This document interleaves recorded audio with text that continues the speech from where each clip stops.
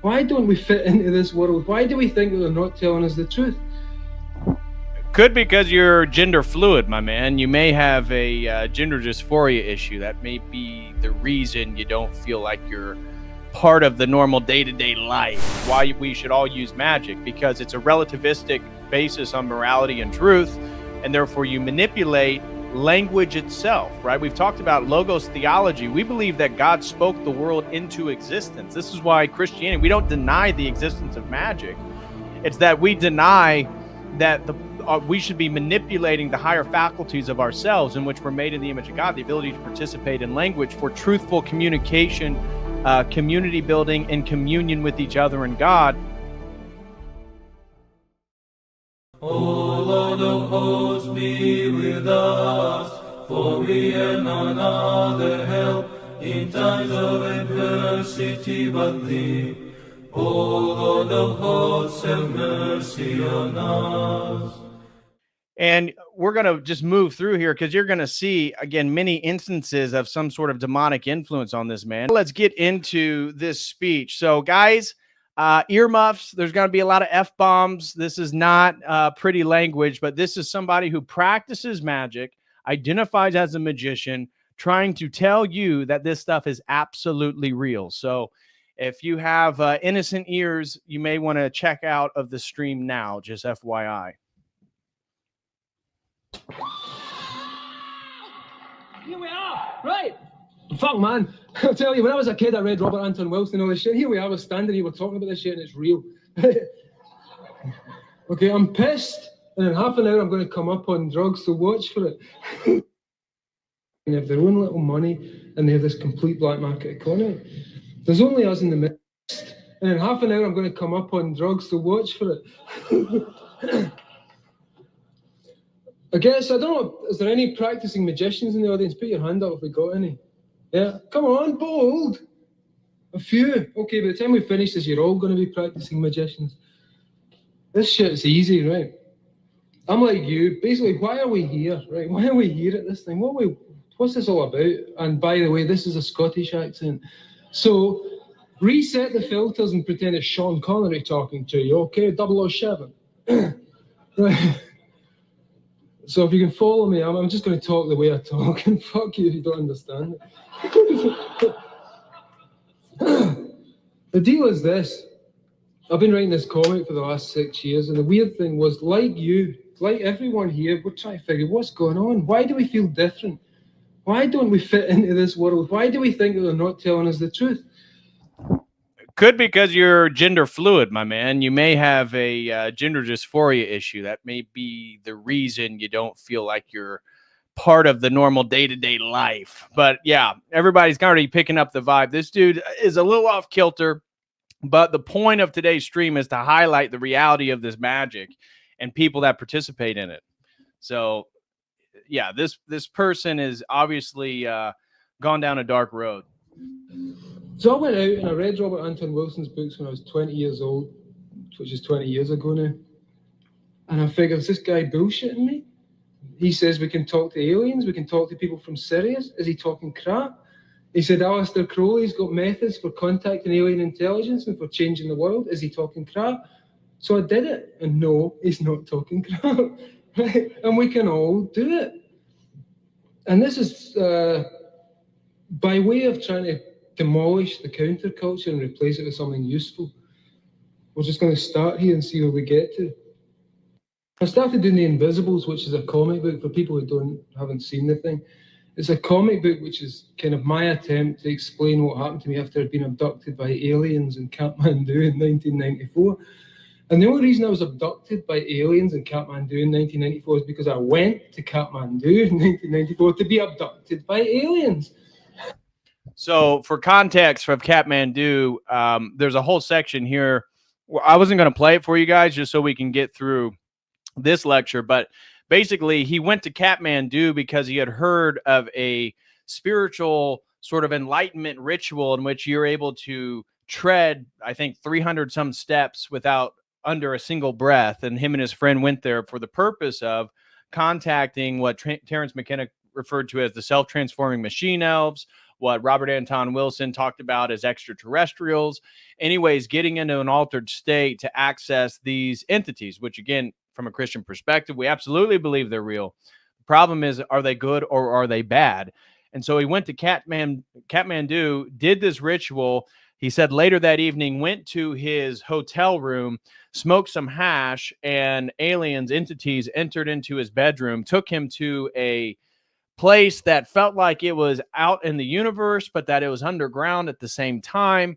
And they showed him the reality that we are organisms from the moment we're born to the moment we're dead. Me existing right here at the present moment is like a worm. It traces, links itself back. And he points out, well, you know, can you point to yourself at 10 years old?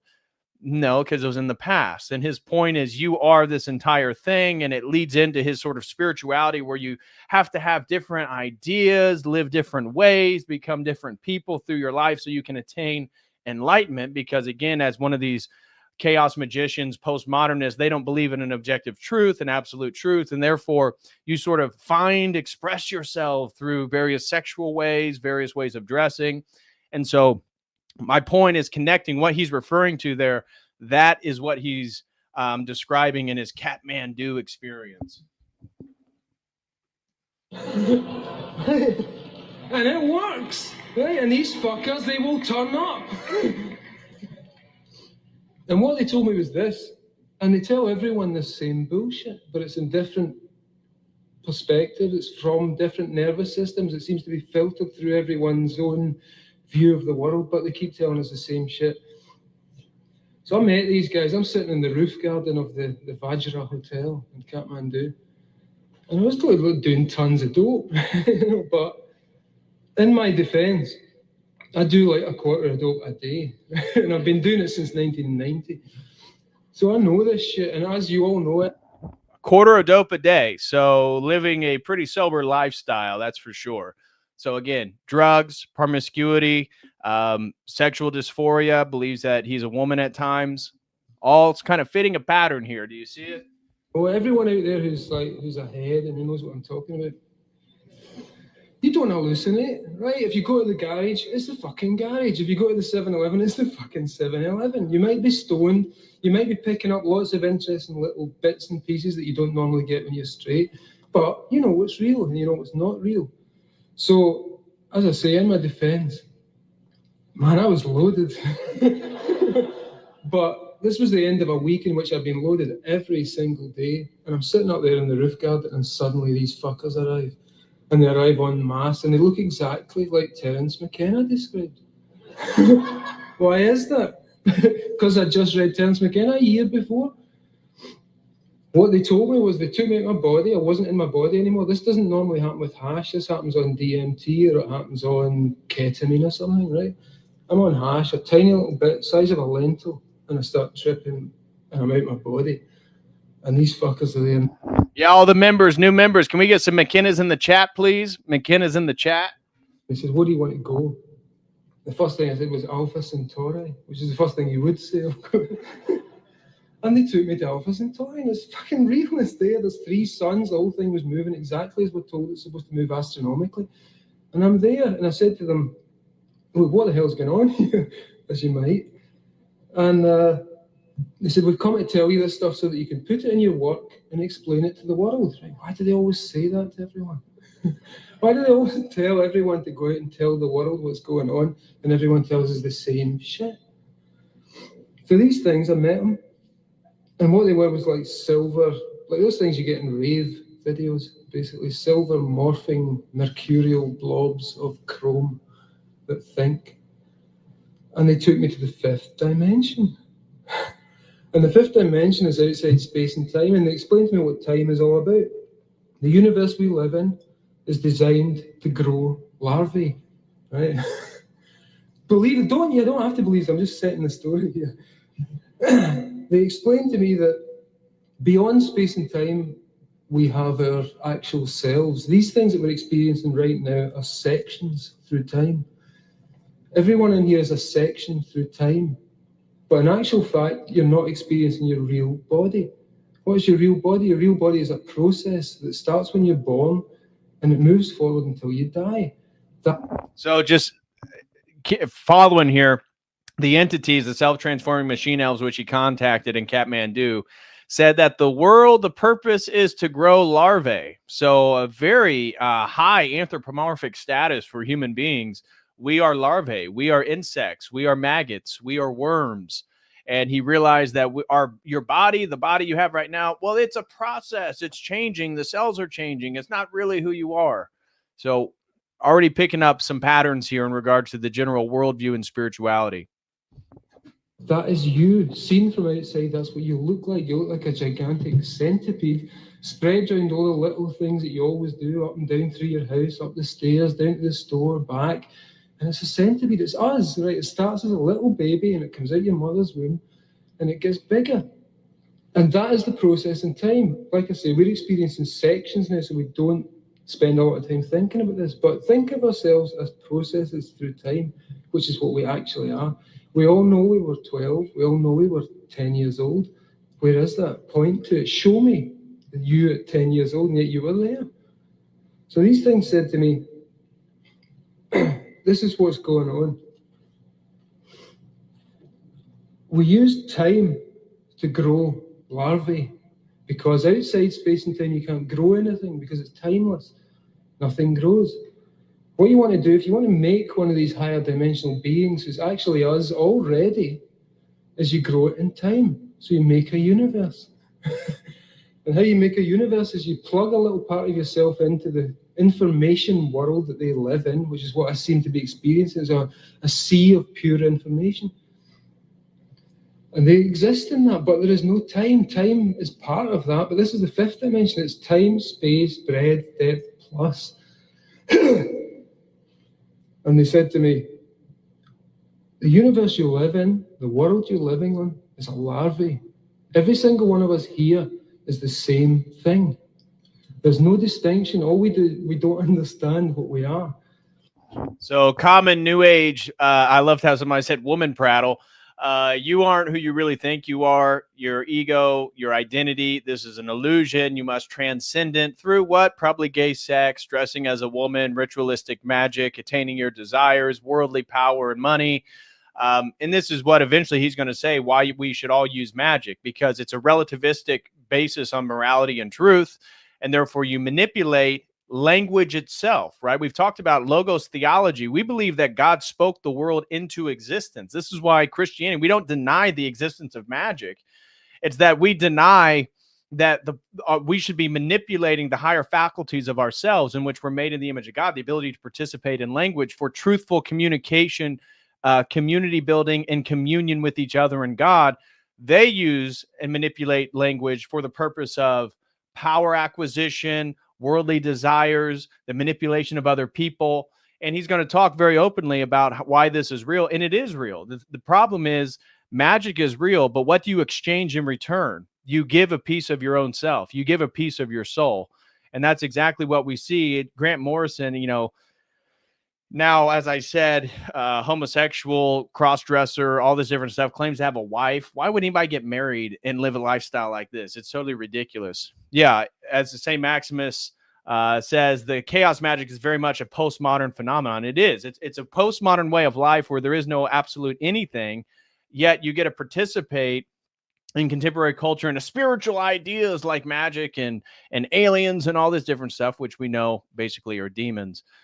Shout out to Evan. He threw in $12 more and said, we're all larvae. Yeah, according to Grant Morrison. So here we go.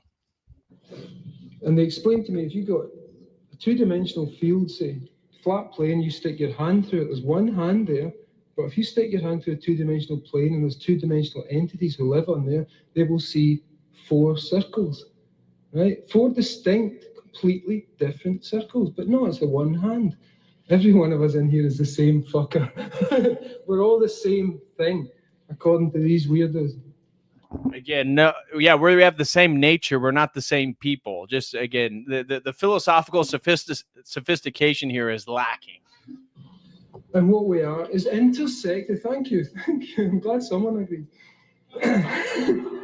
What we are is intersections through 4D space-time.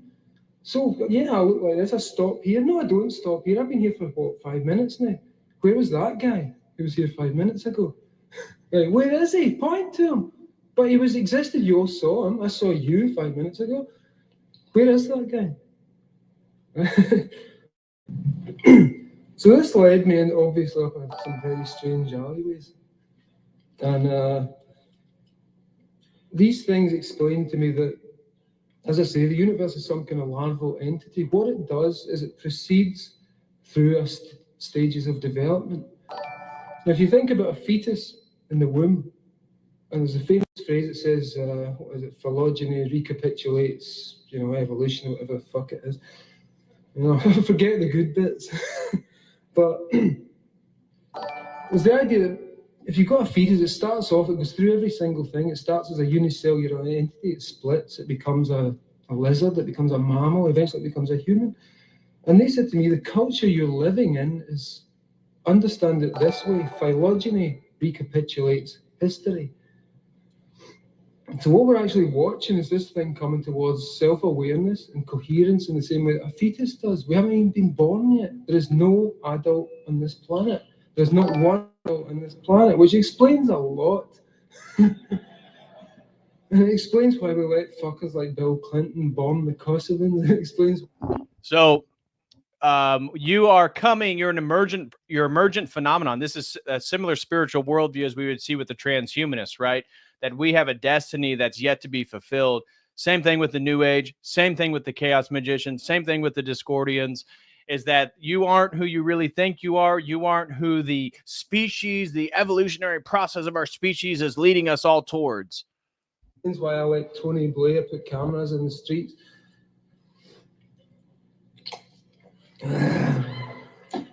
Punk rock, dude.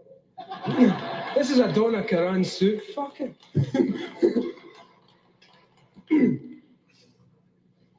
So leading on from these ridiculous, where do you go from it? So I was told this stuff and I come out. I'm just this little kid from Govan in Glasgow, which is a real dodgy area. And I didn't go to university. I left school at 18. But suddenly, I found out that if you do these things that you're told by Aleister Crowley, by Wilson, by all these people we read and all these people we've been consuming, but we don't do it, if you actually do what they say, things happen. Things occur exactly as it's described, and we can all do it. So I decided to put this to use in the comic book that I was doing, this thing called The Invisibles. And the idea was to kind of get all this down on paper and somehow look at it, not to accept it as reality, to accept it as purely this is part of human experience. It's a part of human experience that has been described to us for thousands and thousands of years, but for the last 200 has been hidden and made occult for some reason that I don't understand. It seems to have to do with the Industrial Revolution and corporate culture. How dumb is that idea? The reason why the occult is hidden is because of corporate culture. What an absolute moron. No, occultism is hidden by the basis of its spiritual belief that it's secret knowledge. It's not supposed to be public. And of course, there's a spiritual transition here in which you're slowly being possessed by the entity you're conjuring and utilizing for whatever endeavor you're using them for. So these things happen. Magic works. And when I started doing the comic, I found that you could actually make magic happen by writing things and changing the operating system of the universe. It works, and I'm here to tell you to try it when you go home tonight, because it fucking works. And what happens if we all do it? Everyone in this room decides to take control of reality. I'm talking about reality. I'm talking about quantum physics. I'm talking about taking control of things from the quantum level up, from the molecular level up, and it works. This magic works. So I'll tell you something you can do while I'm here. One of the best techniques and one of the easiest techniques to prove that this thing works is to practice sigil magic. Technique is simple. Have a desire tonight. Go home and do this. Don't listen to this shit. Don't listen to my bullshit and go home and think, yeah, we are the fucking counterculture. Do it. Do it, and we will change the world. Right? Don't do it. As we already said, magic is a sin, and sigil magic, which he's going to talk about, is very real. The reason why I wanted to show this and him talking about how he utilizes sigil magic in his own comics is that if we're not aware that magic is very real and around us all the time, we're not going to be aware of the fact that all media we consume is creating mental landscapes. We saw this in 2020. The people who bought the lies, the people who listened to the narrative, they're buying into a magic spell, a way of thinking about the world and causation and how they should act. And this is part of the grand sorcerer and the magician. They are controlling the chessboard of humanity, not so much by deliberate physical force, but by manipulating the symbols and language that we utilize, so that the next logical conclusion is for you to think that you should off yourself because of climate change, or that you're a girl and you need to castrate yourself. This is part of the magic spell. And so what he's getting ready to lay out, do not do this. This is detrimental to your soul. I had an experience before I became Christian, did sigil magic, and it is real. There's a way in which you can manipulate the world through the manipulation of language and desires, but it is negative for you and your spiritual growth. Do not do any of this stuff. I just want to show you that it is real. And the people that are writing comic books and music and art, they are infusing their art with magic. And unless you're aware of it, you're not going to be able to defend yourself against it.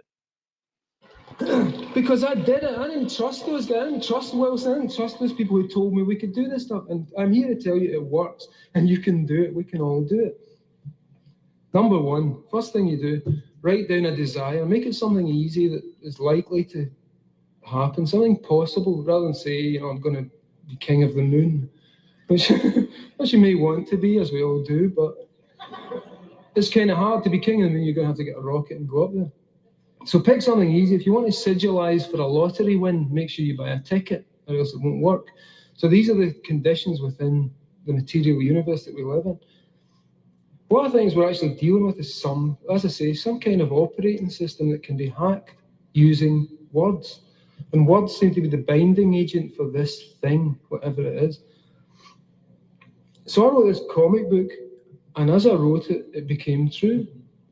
Things I would make the characters do became true. The main character was, I gave him a bald head and a leather jacket because I thought people would like me when they read the comic. And bald heads were really uncool back in 1992. And it worked. I found that if I put the character through a situation where he was being tortured, where his lungs had burst and he was being held in captivity and subjected to all these awful things, 3 months later I'm in hospital, 2 burst lungs, dying of blood poisoning and facing exactly the same shamanic trial that I put my character through. So once I figured out that, I thought, well, the best thing to do is give this guy an easy time in the future. So as a result of this, I just split up with my girlfriend, and I said, okay, I want a new one, and I want it to look exactly like this chick in the comic. She's cool. So I did a sigil. A month later, the girl turns up.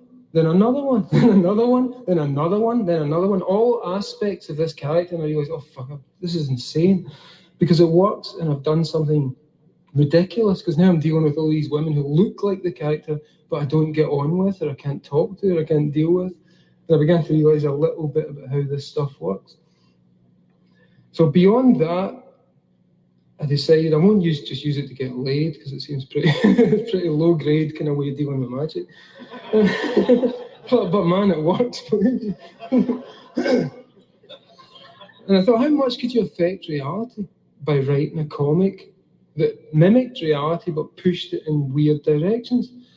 So around about 1997, I decided I would really seriously turn the thing into a super sigil. And it was based on the idea of, if you look at cave art, the first writing was done basically as art. And if someone wanted to make something happen, like if you were some like fucked up caveman in a cave somewhere moaning about your dinner, what do? You draw a bison on the wall, stick some spears in it, go out, and the bison dies filled with spears. And hey, man, we can make this happen. Slowly, those things become letters, they become words, they become reduced to abstractions, complexes of meaning. And you can take that basic idea, and as we've seen, people like Austin Osman Spare, the magician from the early part of the century, or Crowley, or the Chaos magicians from the 80s, who are a big inspiration on me, they used this stuff. And what you can do is this, like I say, try this at home. Write down a desire. Quite simple, say it is my desire that my cat wins the Olympics. Take out all the vowels. Right? Write this down for fuck's sake and do it. Don't just listen, do it, right? Take out the vowels and you'll be left with a string of consonants. Take out the repeated consonants, you'll be left with a string of consonants that have no repeats in it, whatever, X, Y, A, D, whatever. Turn that thing into a little image. Take the D, draw a big. So what he's describing, again, is this manipulation of language. Why do you mark out all the vowels? Vowels have no meaning. They're phonetic. They're for the sounding and the pronunciation of words. Consonants carry meaning. This is why many of us, if we read words without vowels, we would still be able to read and figure out what word it is.